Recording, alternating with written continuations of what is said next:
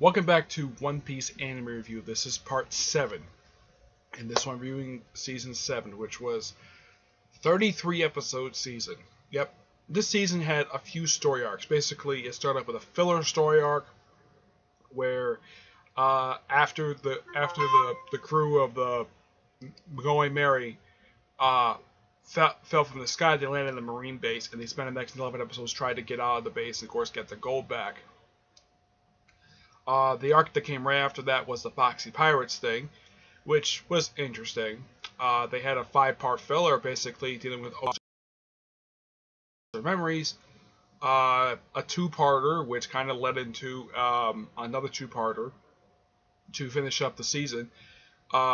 Basically involved the Foxy Pirates return for a couple episodes, and that kind of led into the last couple episodes of the season where they fought an admiral basically who knew Nico Robin. Admiral Aji, I think it's his name is. Big, huge guy. I even looked up basically how tall this guy is online. This guy is, believe it or not, 8'8". Yeah, he's 8'8". Even Luffy is like, man, this guy's huge. Oh yeah, and he has Devil Fruit powers. Not surprising. And what is his power? He can freeze stuff with his hands. No, seriously, he can freeze stuff. Let's talk about the Marine base thing. The Marine base I thought was quite interesting. Get a chance to see a lot of good workings of this big, huge base, and it's called G8. That's the name of the arc, G8. It's filler. It's quite interesting, though, that they ended kind of led in the actual manga, Skypiea. It actually kind of led into stuff with the Foxy Pirates. Yeah, that's what it led into. And then, of course, the Foxy Pirates was basically with Admiral Aja, basically. But the anime decided to stretch it up and basically adding a little more stuff there, like the stuff with the Marine base, which was interesting. And it's also one of 2 arcs in this season where the Wave Riders used. Excuse me. So, after Skypiea, in actual canon-wise, for regular canon episodes, the Wave Rider is only used a couple more times, but it's used primarily now in just... This season was used twice in filler stories. Yeah, filler stories. There were some really interesting episodes throughout this first arc, basically, where you have Luffy and Sanji going to a kitchen, and the head chef is a drop-dead gorgeous woman, who they later found out is actually married, and her husband is actually the base commander. And Sanji does his best way of basically let's see. There's an episode where Chopper ends up in the medical bay, and the doctor is like really nervous, and she faints before she can give a shot. So he goes his big form, basically puts on a disguise, basically glasses with swirls and a mustache, and puts on a lab coat. Well, because doctors all wear lab coats. And basically, because the fact that this doctor is very nervous,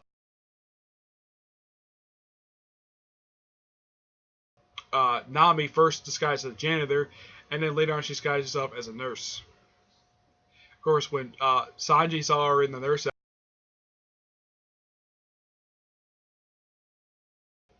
he basically had all the people who were basically sent to surgery. And the doctor that was there, basically, she's the one basically who performed the surgery. He just assisted her, while Nami basically just kind of helped her out, basically, how nurses normally do it whenever they...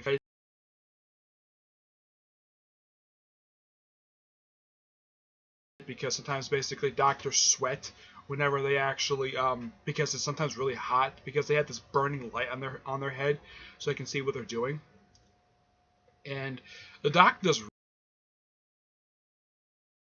And they had the lieutenant, who's basically very overzealous, but they still had other patients to take care of. She says, please leave. We're in the middle of something. Just go. Yeah. And of course, during the course of these episodes, Zoro and Usopp get captured. But Usopp runs into a repairman, who turns out to be this lovely Okay, that's actually right.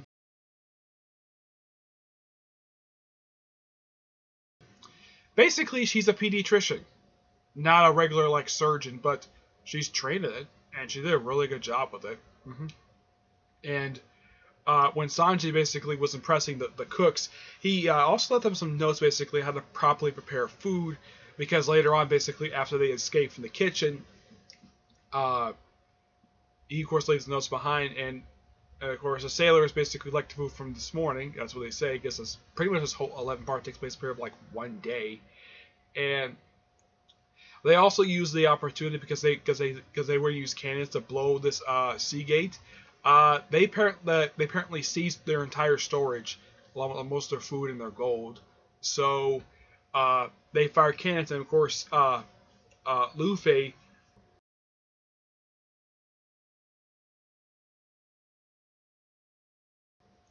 And the Nami's like, "Oh crap, uh, we forgot our gold." So they turned around and they went back and they got back their gold. Took a little while, and it turns out it was actually in the captain's office the whole time. Yeah, and it was this was by far and it's also there's also one of two episodes where you see his actual wife Jessica, and she actually does something unexpected. There was this um inspector running around, this inspector from HQ, and because the fact that he sort of basically interfered with the operation to capture the Straw Hat Pirates, and the fact he was bad mouthing basically Jonathan and the base.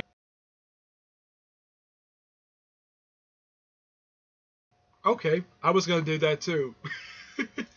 It was funny, but the opening storyline was really good. The Foxy Pirates thing, just recreational, just do a series of games. Though basically they had the referees in their payroll.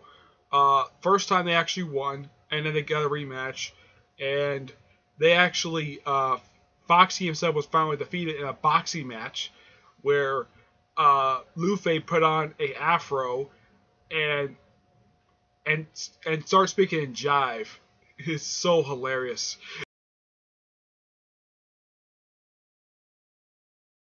And they had their it wasn't exactly like a regular boxing match per se, but yeah, the whole ring was basically the ship, and they went all over the place, and of course they won. So they got back. Of course, they had lost in this round. They lost first lost Chopper. Well, they first lost Nico Robin, then they lost Chopper.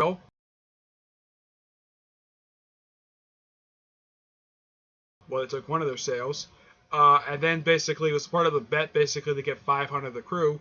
Well, Robin and Chopper were obvious, and they took the sail. Of course, that counted as well one of the crew, and then they took 497 people basically, pretty much all of them except for three people basically. Foxy, uh,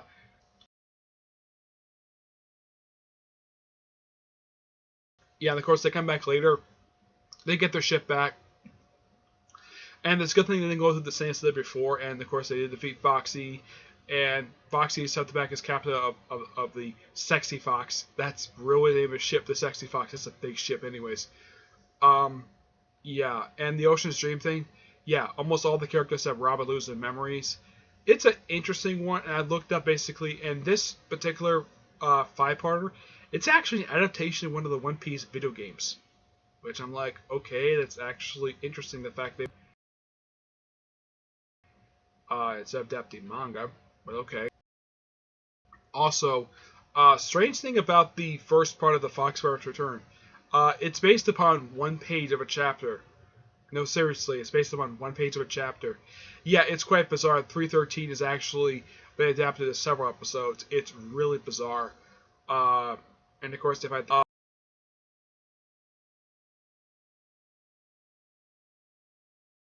he just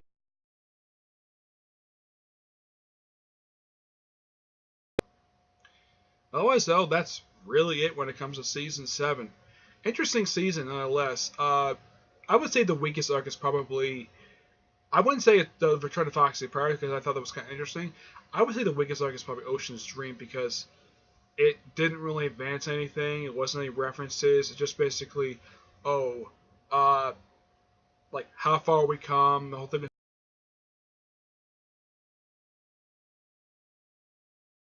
But I would say the strongest of the 3 filler arcs is probably the opening one. Yeah.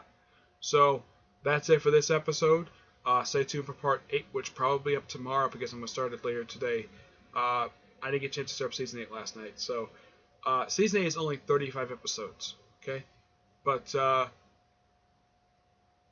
yeah. So also in the manga, basically right now, I'm up to chapter 700. I just finished chapter 711. I've read the first. I think it's the first 71 volumes right now. Right now, I'm basically dealing with the arc that deals with that one pirate lord who just relinquished his role. The one basically dressed up like he's who he thinks he's a flamingo. Yeah, that one. The guy who's 10 feet tall. Yeah. But I'll eventually get to the arc basically when this is adapted. I think it's adapted much later on. Maybe it's not 100.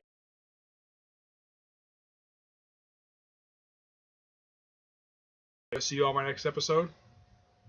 Bye.